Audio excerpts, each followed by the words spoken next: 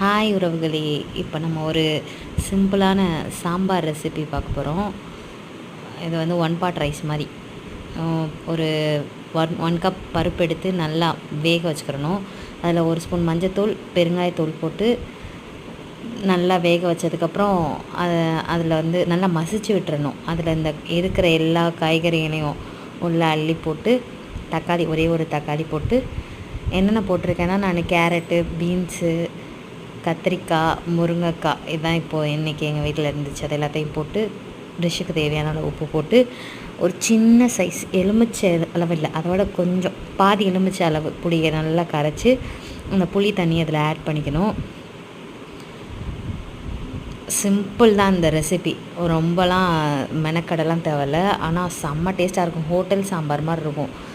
இதில் வந்து ஆச்சி சாம்பார் தூள் எடுத்திருக்கேன். அதை 10 ரூபா பாக்கெட், அரை பாக்கெட் போடுவேன். இதுதான் மெயின் இன்க்ரீடியன்ட். இன்னொன்று வந்து மீன் குழம்பு மசாலா சொன்னல, வீட்டில் அரைச்சது, அது ஒரு ஸ்பூன் ஆட் பண்ணுவேன். அது வந்து சாம்பார் கொஞ்சம் கொழன்னு இருந்தால் தான் எங்களுக்கு பிடிக்கும், தண்ணியாக இருந்தால் பிடிக்காது. இது என்னோடய எப்போவுமே ஃபேவரட் இன்க்ரீடியன்ட்ஸ். நாட்டு சர்க்கரை ஒரு ஸ்பூன், லைட்டாக மைல்டாக ஸ்வீட்னஸ் வரும், செம்ம டேஸ்ட்டாக இருக்கும். போட்டு எல்லாத்தையும் கொத்தமல்லியும் போட்டு நல்லா மிக்ஸிட் வெல் நல்லா கலக்கி விட்டுறணும். ஏன்னா பொடியெல்லாம் அங்கங்கே நின்றக்கூடாது, நல்லா கலக்கி விட்டுறணும். பருப்பு மட்டும்தான் வேக வச்சுருக்கேன் பாருங்கள், மிச்சதெல்லாம் அடுப்பே வைக்கல, கீழே இருந்து தான் பண்ணுறேன். இதில் ஒரே ஒரு விசில் விட்டு இறக்கிட்டு தாளிச்சிடணும். ஒரு ஸ்பூன் தேங்காய் எண்ணெய் ஊற்றி தாளிப்பேன், எப்போவுமே செம்ம ஃப்ளேவராக இருக்கும். அதில் ஒரு ஸ்பூன் கடுகு, அரை ஸ்பூன் வெந்தயம் போடுவேன்,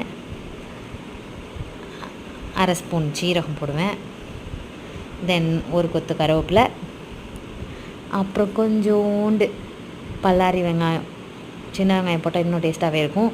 நல்லா ஃப்ரை பண்ணும். இது வந்து நல்லா கோல்டன் ப்ரௌன் வர அளவுக்கு ஃப்ரை பண்ணும். அப்போ தான் செம்ம டேஸ்ட்டாக இருக்கும், அந்த கிறிஸ்பியாக இருக்கும் சாம்பாரில்.